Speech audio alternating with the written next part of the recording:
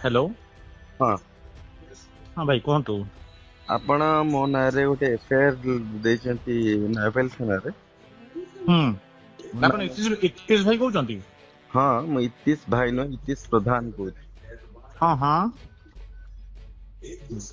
କୁହନ୍ତୁ। ମୋ ନାରେ ଏଫଆଇଆର ଦେଇଛନ୍ତି ଆପଣ? ନା ନା ନା ଆପଣଙ୍କ ନାଁରେ ଏଫଆଇଆର ଦେଇନି। ଆପଣଙ୍କ ନାଁ ନେଇକି ଯୋଉ ଦି ଜଣ ପିଲା ମତେ କଲ୍ କରିକି ଧମକଉଥିଲେ ତାଙ୍କ ନାଁରେ ଦେଇଛି। ଧମକଉଥିଲେ ତାଙ୍କ ନାଁରେ ଦେଇଛନ୍ତି, ମୋ ନାଁ ମେନସନ ଅଛି। ମେନସନ କଣ ଅଛି? ସେମାନେ ତାଙ୍କ ଯୋଉ ଷ୍ଟେଟମେଣ୍ଟ ଦେଇଛନ୍ତି ମେନସନ ଏମିତି ଅଛି। ମୁଁ କଣ କରିଛି ସେ ବିଷୟରେ ମୁଁ ଆଲୋଚନା କରିବାକୁ ଚାହୁଁନି। ଆପଣ ମତେ ଚିହ୍ନିଲେ କେମିତି? ମୁଁ ଆପଣଙ୍କୁ ଚିହ୍ନିନି, ଆପଣ ମୁଁ ବି ଆପଣଙ୍କୁ ଚିହ୍ନିନି।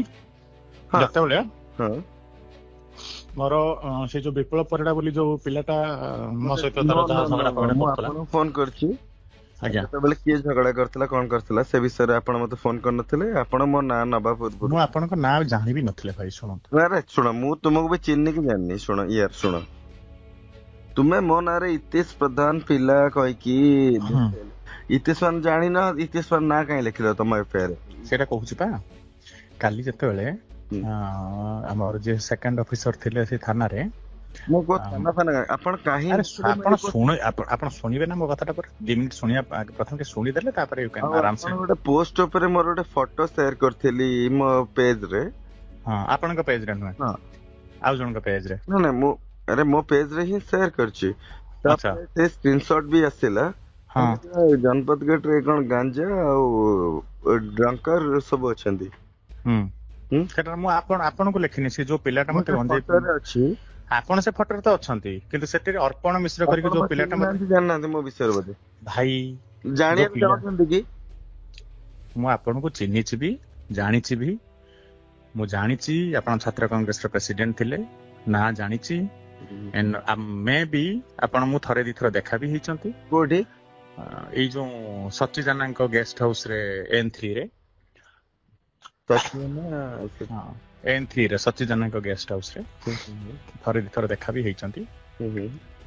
ଯେ ଜାଣିଛନ୍ତି ମୋ ନାଁ ଲେଖିବା ପୂର୍ବରୁ ମତେ ଶୁଣନ୍ତୁ ଭାଇ, ମୁଁ ଆପଣଙ୍କ ନମ୍ବର ରାତିରେ କଲେକ୍ଟ କରିବା ପାଇଁ କିଛି ଜାଗାକୁ ଫୋନ ବୁଲେଇଲି। ମୁଁ ଜାଣିବା ପାଇଁ ଚାହୁଁଥିଲି ଯେ ଆପଣ ସତରେ କଣ ଏମାନେ ଆପଣଙ୍କ ନାଁ ୟୁଜ କରୁଛନ୍ତି, ସେଟା ସତ ନା ମିଛ। ତ ଯେହେତୁ ହେଇଯାଇଥିଲା ସେତେବେଳକୁ ରାତି 1, ମୁଁ ମୋ ତରଫରୁ ଯାହାକୁ ଫୋନ କରିଛି, ଲାଇକ ବୈଭବ ଚୌଧୁରୀକୁ ଫୋନ କଲି। ସେ କହିଲେ ମୋ ପାଖରେ ନମ୍ବର ନାହିଁ। ଚୌଧୁରୀ ପୁଅ ତା ବାପା ନା କହୁଛି। ଚିହ୍ନି ପାଇଲେ କହିଲେ ଚିହ୍ନି ପାଇଲେନି, ଇତିଶ କହୁଥିଲି। ହଁ ମୁଁ କହିଲି। ହଁ ଭାଇ କୁହନ୍ତୁ ବୋଲି। କଣ ହେଇଛି ଘଟଣା ଭାଇ? ମୋ ନାଁ କାହିଁ ଏମିତି ଲେଖିଲ? ମୋ ଜନପଥ ନାଁ ଟା ବହୁତ କଷ୍ଟରେ ଦେଇଛି, ଷ୍ଟ୍ରଗଲ କରିଛି ସେ ଜାଗା ଉପରେ, କାହିଁ ଲେଖିଲେ ଏମିତି? ଜନପଥ ନା ଭାଇ ଶୁଣନ୍ତୁ, ମୁଁ ଆପଣଙ୍କ ନାଁ ସେମିତି ଲେଖିନି। ଆପଣ ସେ କପିଟା ପଢିବେ, କପିରେ ଲେଖା ହେଇଛି। ସ୍କ୍ରିନଶଟ ଗୁଡା ପଠେଇବେ କି? ଟିକେ ରହିବେ। ହ୍ୱାଟ୍ସଆପ ନମ୍ବର ଏଇଟା କି ଆପଣଙ୍କର? ସବୁ ପଠେଇବେ ଆପଣଙ୍କୁ, ମୋ ପାଖରେ ଯାହା ଅଛି। ସିରିୟସଲି କାହିଁ କହୁଛି କହିଲେ, ମୁଁ କଣ ଆପଣ ନଜର ମୁଁ ତ ଜାଣିନି, ମୁଁ ଚିହ୍ନି ଆପଣଙ୍କୁ ଜାଣିନି ହେଲା। ସୋସିଆଲ ମିଡିଆ ଟା ପବ୍ଲିକ ଦେଖୁଛନ୍ତି। ଆମେ ପବ୍ଲିକ ରିଲେସନ ବାନ୍ଧିବା ପାଇଁ କି ଷ୍ଟ୍ରଗଲ କରୁଛୁ, କି କଷ୍ଟ କରୁଛୁ, ଲୋକ ସେବା କରୁଛୁ। ମୁଁ ଲୋକାଲ ଛୁଆ, ମୋ MLA କ୍ୟାଣ୍ଡିଡେଟ 2019 ର। ମୋ ନାଁ ସୋସିଆଲ ମିଡିଆରେ ଜିନିଷ ବାଜିଛି। ପ୍ଲିଜ, ଦୁଃଖ ଲାଗିଛି। ମୁଁ ଦିନ ରାତି ଲୋକଙ୍କ ପାଇଁ ଖଟେ, ଲୋକଙ୍କ ସେବା କରେ, କିନ୍ତୁ ମୋ ପବ୍ଲିକ ଲାଇଫ ରେ ଲୋକଙ୍କ ସେବାରେ କାମ କରେ, କିନ୍ତୁ ମୋ ନା ୱାଇ ସେଟା ମତେ ଦୁଃଖ ଲାଗେ। ପ୍ରଫେସନ ଅଲଗା ଭାଇ। ତୁମେ ହାଇଲାଇଟ ଲୋକଙ୍କୁ ଖୁସି କରେଇଛି କଳାକାର ଜଗତରେ, କିନ୍ତୁ ଭାଇ ଆମେ କାମ କରୁଛୁ ନା, ଆମେ ଲୋକଙ୍କର ଦୁଃଖରେ ସାଥ ଦେଇ କାମ କରୁଛୁ ହେଲା ଭାଇ। ଶୁଣ, ଯୁବକ ମାନଙ୍କୁ, ଷ୍ଟୁଡେଣ୍ଟସ ହଉ। ଆପଣ ଅଛନ୍ତି କୋଉଠି? ମୁଁ ଶହୀଦନଗର ଅଛି। ମୋ ଜାଗା ଶହୀଦନଗର, ଜନ୍ମ ଶହୀଦନଗର। ସେଇଠି ଭାଇ। ଆରେ ଭାଇ ଜାଗାଟା କୁହନ୍ତୁ।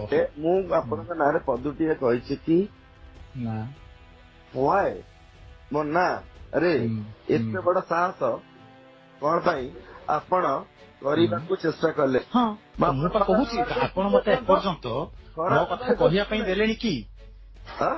ଆପଣ ମତେ ଏପର୍ଯ୍ୟନ୍ତ ମୋ କଥା କହିବା ପାଇଁ ଦେଲେଣି କି?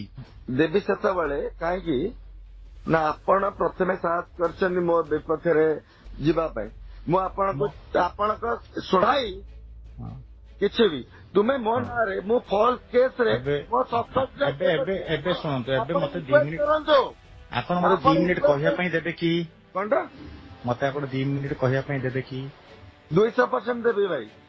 ମତେ ଆପଣ 2 ମିନିଟ୍ ମୋର ଦୁନିଆରେ କେହି ନାହାନ୍ତି ଭାଇ। ଗୋଟେ 2 ମିନିଟ୍ ଦେବି, ତା ପୂର୍ବରୁ କହିଦିଏ 2 ପଦ କଥା ଭାଇ। ଆପଣ ଯଦି 2 ମିନିଟ୍ ଦେବେ ତାହେଲେ ମୁଁ ଏବେ ଆସିବି ଆପଣଙ୍କୁ ଶହୀଦନଗର ଦେଖା କରିବା ପାଇଁ। ଠିକ ଅଛି ଭାଇ, 2 ମିନିଟ୍ ନା 5 ମିନିଟ୍ ଦେଲେ ଆପଣ କୁହନ୍ତୁ ଭାଇ। ଆପଣଙ୍କୁ ସମ୍ମାନ ଦେଇକି କଥା ହଉଛି। ମୁଁ ବି ଆପଣଙ୍କୁ ସମ୍ମାନ ଦେଇ କଥା ହଉଛି। ମୋ କଥା ପ୍ରଥମେ ଶୁଣନ୍ତୁ ହେଲା।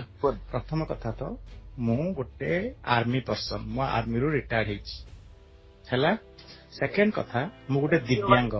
ଶୁଣି ସାରନ୍ତୁ ଭାଇ, କହିସାର। କାହିଁକି ନା ଆର୍ମି ବାଲାଙ୍କୁ ମୁଁ ସବୁଠୁ ବେଶୀ ସମ୍ମାନ କରେ। ମୁଁ ଗୋଟେ କହିସାରେ ଭାଇ, ସରୁ ଟିକେ। ଆପଣ ସବୁ ଲାଇନରେ ମତେ 3 ମିନିଟ୍ କହିବା ପାଇଁ ଦେଇଦିଅନ୍ତୁ, ତାପରେ ଆପଣ କହିବେ ମୁଁ ଆସିଯିବି ଆପଣଙ୍କ ଜାଗାକୁ ଏବେ ହେଲା। 2-3 ମିନିଟ୍ କହିସାରିଲା ପରେ ମୋର ଗୋଟେ ଗୋଡ ନାହିଁ ଭାଇ, ମୋର ଗୋଟେ ଗୋଡ ନାହିଁ। ମୁଁ 70% ବିକଳାଙ୍ଗ ଭାଇ। ସରି ଭାଇ, ହେଲା। 2ଟା ହେଇଗଲା ଭାଇ। ମୁଁ ପ୍ରଥମେ ହେଲା ମୁଁ ଗୋଟେ ଆର୍ମି ପର୍ସନ, ତାପରେ ହେଲା ମୁଁ ବ୍ୟାଟେଲ କାଜୁଆଲିଟି, ମାନେ ଯୁଦ୍ଧରେ ଯୋଉ ଲଢେଇରେ ଯୋଉ ଗୋଡ ହରାନ୍ତି ମୁଁ ସେଇ କାଜୁଆଲିଟି। ଏଇଟା 2ଟା କଥା ସରିଲା।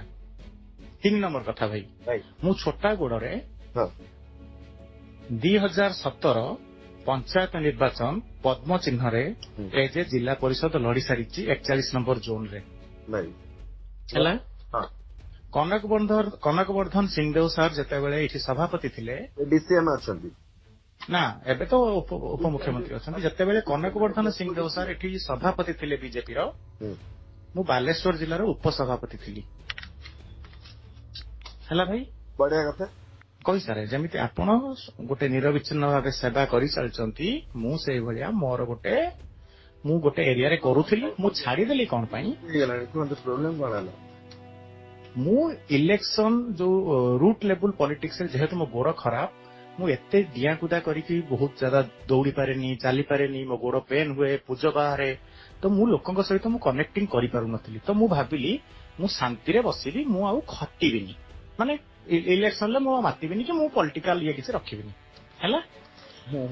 ଏବେ ଶୁଣନ୍ତୁ ଗୋଟେ କଥା, ଇଲେକ୍ସନ ସମୟରେ ପୁରା ରୁଟ୍ ରୁ ଆସୁଛି, ସେଇଟା ମୁଁ ହଉଛି ଦେଖା ହେଇକି କଥା ହେଇଗଲେ ଭଲ ହବ ହେଲା। କାହିଁକି ନା ଟେଲିଫୋନରେ ଆପଣ ଇଏ କରିବେ, ହେଲା। ଦେଖା ହେଇକି କଥା ହବା ଭାଇ। ଠିକ କି କେତେ ସମୟ ଅଛନ୍ତି, ମୁଁ ଆସୁଛି। ମୋର ସେତିକି ଗଟ୍ସ ଅଛି ଭାଇ, ମୋର ସେତିକି ଗଟ୍ସ ଅଛି ଆପଣଙ୍କ ଜାଗାକୁ ବର୍ତ୍ତମାନ ଆସିବା ପାଇଁ। ମୁଁ ନାହିଁ ଇନଭଲ୍ଭ ସେ ବିଷୟରେ। ମୁଁ କଣ କହିଲି? 3 ଦିନ ହେଲାଣି କାଳୀ ପୂଜା ବୁଲୁଛି ଭଦ୍ରକ। ମୁଁ ଆପଣଙ୍କ ନାଁ ନେଇ ନାହିଁ। ମୁଁ କହିଲି ମତେ ଇତୀଶ ପ୍ରଧାନଙ୍କ ପିଲା ଆମର କଣ କରିବ, ଆପଣ ଆସିବେ ନା ମୁଁ ଯିବି? ସାମ୍ନା ସାମ୍ନି କଥା ହେବା। ଆସନ୍ତୁ, ଆପଣ ମତେ ଲୋକେସନ ଦିଅନ୍ତୁ, ମୁଁ ଆସୁଛି 10 ମିନିଟରେ। ଓକେ ବ୍ରୋ, ଆସନ୍ତୁ। କେତେ ଜଣ ଅଛନ୍ତି ଆପଣ? ଭାଇ ଏକୁଟିଆ ଅଛି, ଆପଣ ଭାବିକି ଆସନ୍ତୁ। ନା ଆପଣ ଯଦି 10 ଜଣ ଥିବେ ବି ମୁଁ ଆସିବି। ମୋ ସେ କଲିଜା ମତେ ଦେଇଛି, ସରକାର ମତେ ସେତିକି କଲିଜା ଦେଇଛି। ମୁଁ ଆର୍ମି ପିଲା, ମୁଁ ଏମିତି କାହା ଇଏରେ ମିତା ଟିକେ ଖାଲି ଗେଟ୍ଟା ଖୋଲ, ମୁଁ ଏଇଠୁ ଟିକେ ଆସେ। ଇତୀଶ ପ୍ରଧାନ ଭାଇଙ୍କୁ ଦେଖା କରିକି ଆସୁଛି ଭାଇ। ଆପଣ ଯୋଉଠି କହୁଛିବେ ମୁଁ ଯାଇକି ପହଞ୍ଚି, ଶୁଣନ୍ତୁ ବ୍ରଦର, ଥାନାକୁ ଆସନ୍ତୁ, ମୁଁ ଯାଉଛି ସେଇଠିକି ହେଲା, ବସିକି କଥା ହବା। ଶହୀଦନଗର ଥାନାକୁ ଆସନ୍ତୁ, ସେ ଜାଗା ପହଞ୍ଚିଲେ ମତେ କଲ୍ କରିବେ, ମୁଁ ପହଞ୍ଚିବି ଥାନାରେ। ଆରେ ମୁଁ ହାଫ ପ୍ୟାଣ୍ଟ ରେ ଅଛି। ଆରେ ଭାଇ, ମୁଁ ହାଫ ପ୍ୟାଣ୍ଟ ପିନ୍ଧିଛି। ଆରେ ଭାଇ ପୁଅ ଆରେ ଭାଇ, ମୁଁ ଘରେ ଗଲେ ବି ହାଫ ପ୍ୟାଣ୍ଟ ପିନ୍ଧେ ହେଲା। ହଉ ଠିକ ଅଛି, ଆସନ୍ତୁ। ମୁଁ 5 ମିନିଟରେ ପହଞ୍ଚୁଛି, ଆସନ୍ତୁ। Okay brother.